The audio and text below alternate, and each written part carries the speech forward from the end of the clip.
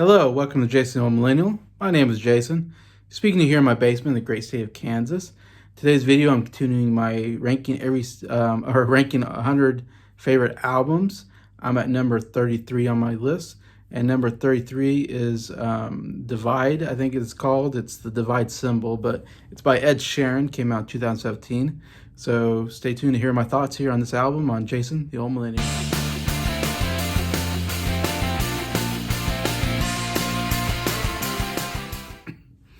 Hello, everybody. Hope everybody's doing well here on a Friday evening, Friday the 13th. Ooh, always kind of crazy when we get Friday 13th every once in a while.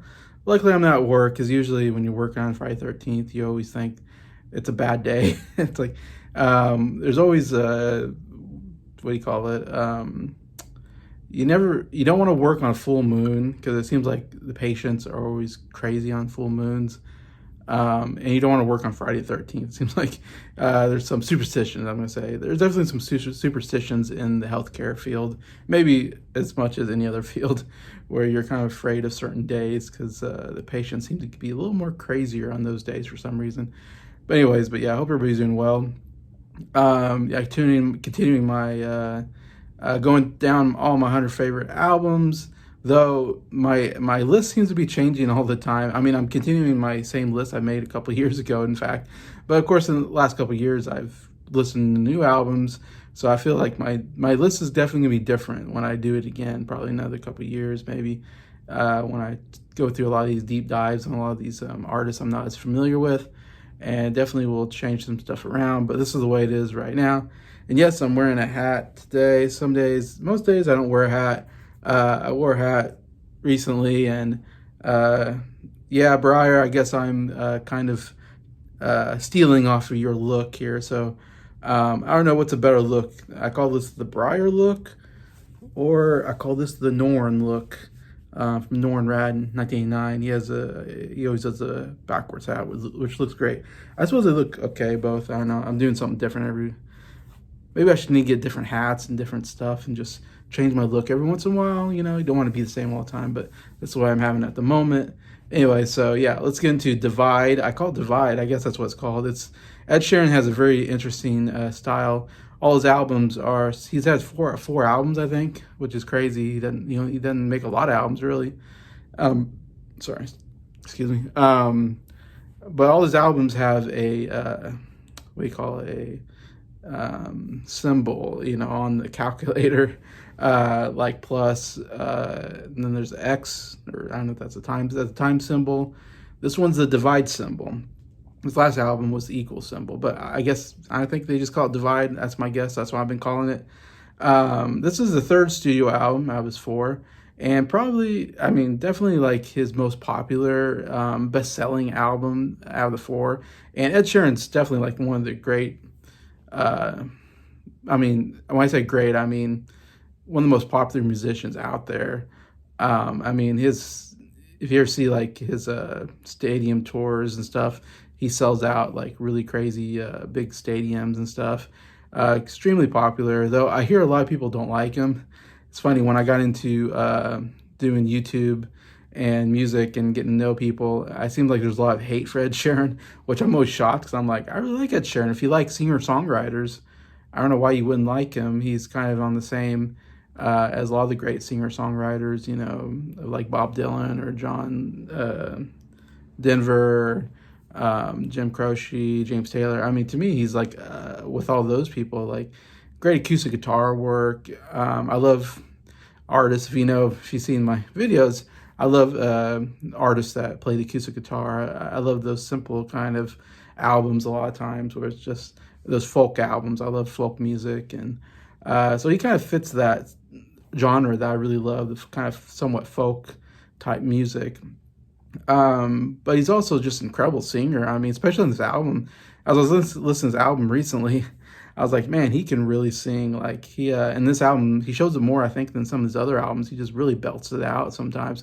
And sometimes it's simple, where it's just him, the guitar, or him, piano, and maybe some strings and stuff like that, which I love when he puts strings to music as well. And he just belts it out and just showcases his voice sometimes. which I really like, and I think he does a really good job with it.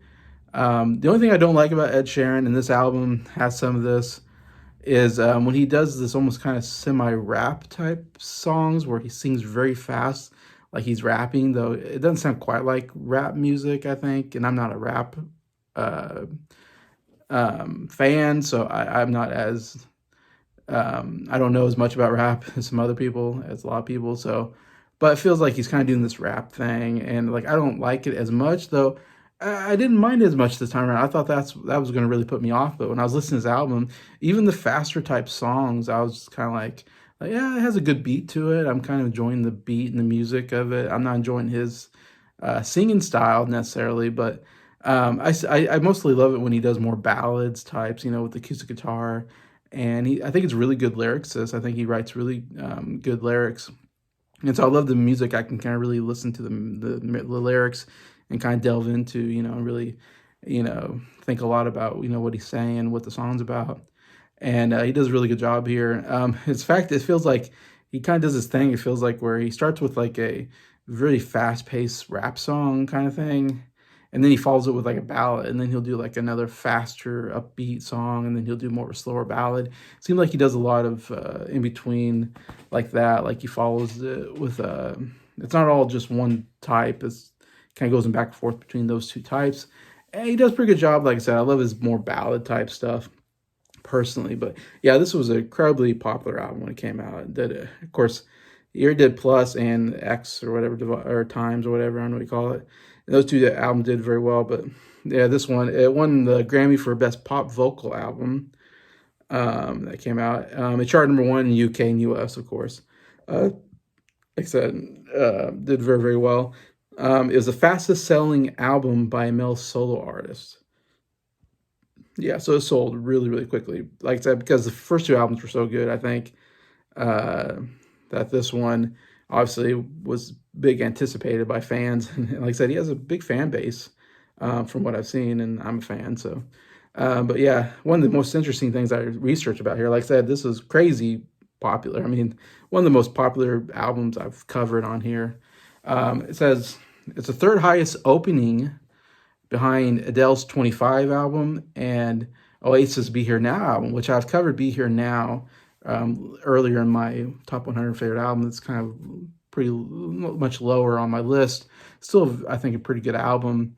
And of course, it was following What's the Story, Morning Glory, which was an incredibly successful album and made lots of money. And then Be Here Now made tons of money when it came out. And I remember covering that and like being kind of like, because the first album's so good, I mean, there's so much anticipation. Be Here Now is not considered nearly as good as the first album or the second album, What's the Story, Morning Glory. Still kind of interesting to go, wow, that thing sold. Of course, Adele's 25. Adele sells really well, or I think both 21 and 25. I don't know about 30. I wonder if 30 sold well, but 25 and 21 were like huge albums for Adele. I know. And 25, yeah, sold tons. That was #1, I think, and Be Here Now, #2. So here we got Divide is #3, highest opening. So, I mean, that's pretty huge. Also, it's the 5th best-selling album of the 21st century in the UK. Yeah, top 5 best-selling album in the UK. Yeah, so that's pretty big, like I said. Yeah, huge. Interesting to have 5 singles come off here. So a lot of singles. Of course, like I said, I really like this album, and it's got some great songs on it. So I guess I shouldn't be too surprised. We have Castle on the Hill, went #2 in the UK, #6 in the US. Then we got The Shape of You, went #1 in both the UK and US. I feel like Shape of You is maybe the most played song on here. That was played a lot on the radio, and I think I'm sure if you don't like Ed Sheeran, that's a song you look at and go, I hate that song. I don't. It's not my favorite, but I don't hate it.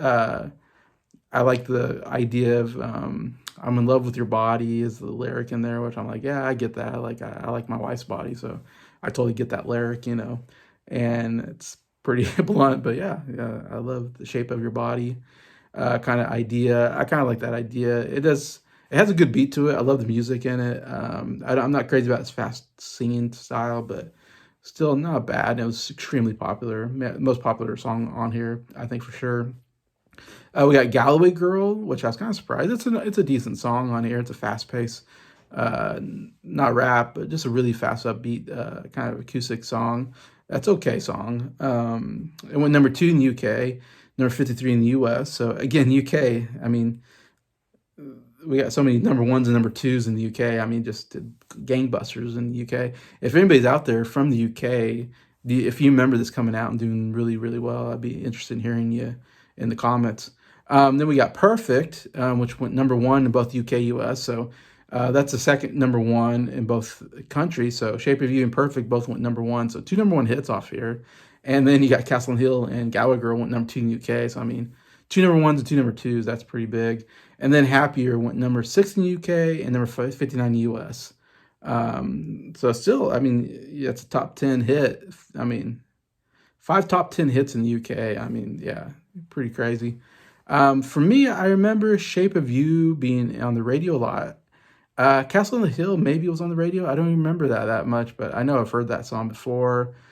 Perfect and Happier and Galway Girl, I don't remember on the radio necessarily. Not until I started listening to his album that I really started listening to those songs, and all really good songs on here. Anyway, so yeah, I highly recommend this album, of course. Number 33 on my list. If you like singer-songwriter, I think, and acoustic guitar players, and like I said, he has an incredible voice as well. And this is definitely this is actually, I have one more album actually above this. But really good album, Divide, anyways. So I get to my top 3 favorite songs on here. And it's crazy. One of my favorite songs on here, I couldn't get into my top 3, and that's Perfect. Didn't even make it into my top 3, and it is a great song. I really like this song, a really good love song about, the person that you're in love with is perfect, which obviously no one's perfect, but I know when you're in love, I get those feelings when you think the other person's perfect. So love that song, but it didn't even make it into my top 3.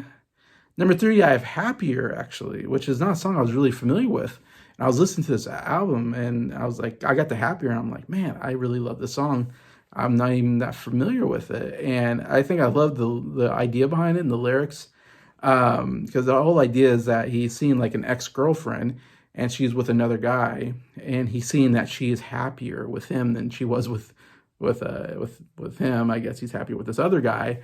And so it's this interesting idea of, like, of course, usually if you see your ex-girlfriend, you have nothing but dismay for her, and you're like, I hate her, and you hate this guy that she's with, and I hope she's miserable. That's what you hope. You hope your ex-girlfriend is miserable with the next guy. And a lot of breakup songs are that way. It's like, oh, I hope you're miserable.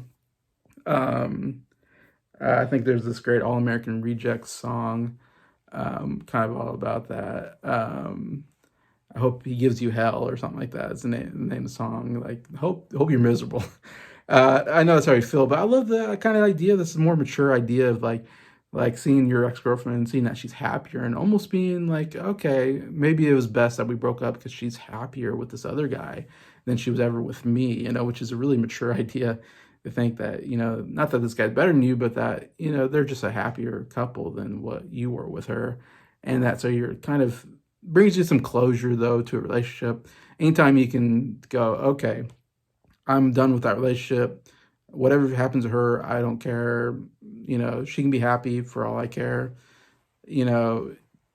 That's a very good way to bring closure to a relationship, to just go, okay, I hope you, have a good life, and, it didn't work out, and we'll just go our separate ways. It's hard to do that, though. It's hard. It's easy to be bitter and hang on to that kind of stuff. But I don't know. I love the idea of Happier, like seeing someone go, oh, good, they're happier, So yeah, I really love that song. Number 2 on here is Castle on a Hill. I mean, it's such a great song. Again, it's one of those songs where he's like, yeah, this is like, I don't know, signature like song to say this is one of the great singer-songwriters, in my opinion. When you hear a song like this, has such a great melody to it, and I love the chorus, when it gets to, I'm on my way, bum, bum, bum. Like, so great and so fun to, and his vocals are just absolutely amazing here when he gets there. And I don't know, there's something cool about the songwriting. He seems like he's writing about being a kid and playing with his friends. It's very simple, but yet kind of like it captures this moment of time. And he does it very well. You're like, oh, it's kind of cool. Because he seems about like breaking his leg or something, and playing with his friends. Anyway, so I don't know, it's a really cool, I think, lyrically song, and great chorus, and great vocals by Ed Sheeran. So yeah, Castle on Hill. If you probably heard it, if you haven't, Really great song. If you don't like, I'm like, if you don't like Ed Sheeran, listen to that song. I can't imagine you can hate that song. But number one goes to the most emotional song on here, and definitely gets me emotional when I hear it. Supermarket Flowers as number one, and you know it might be my favorite. It's hard. I haven't really looked to see what my favorite Ed Sheeran song. I love A Team, which is on the Plus album. Was the first album song I ever heard from Ed Sheeran, but Supermarket Flowers is has such a great lyrics and so emotional. Though he wrote it about his grandma, he talks about his mom, and of course, and my mom's still alive. But I just love the idea. Lyrically, he says, "You're an angel in the shape of my mom." It's such a great lyric. Like I love that lyric. Such a sweet thing to say about your mom or your grandma, as he's really writing about in this song. And this idea, he says, it's about his grandma dying, but in the song he talks about his mom, even though it's really about his grandma, but talking about basically about your mom dying, basically, and just how much you love her and miss her, and how great heaven is now that they have her, and so in the chorus it says, and she's in heaven, and when she came to heaven, they said, "Hallelujah, you're home." Oh, such a sweet sentiment, saying, welcome home to heaven, and knowing that your loved one is in a better place if you believe in heaven, as I do. And hopefully your loved one is a Christian and believes in God and Jesus and going to heaven. You hope that for sure. And I know that most of my family members. So yeah, such a great emotional sentiment, thinking about a loved one being in heaven and how wonderful they were anyway. So yeah, if you wanted to listen to a very emotional song that'll make you cry, listen to Supermarket Flowers, especially if you lose a loved one. That would tear you up. But yeah, so definitely just love that. Very sweet song. That's my number one, Supermarket Flowers. So yeah, definitely check out these three songs if you haven't heard them. And check out this album if you haven't. I think it's a really great album. Divide by Ed Sheeran. Came out 2017, and it's number 33 on my top 100 favorite list. So thank you for watching this. Tell me what you think. Do you love Ed Sheeran? Do you hate Ed Sheeran? Do you like this album? Love to hear any comments. And just thank you to everybody for watching this video, for liking it. And thank you to all the subscribers for supporting the channel. I appreciate you all, and I hope you have a good day.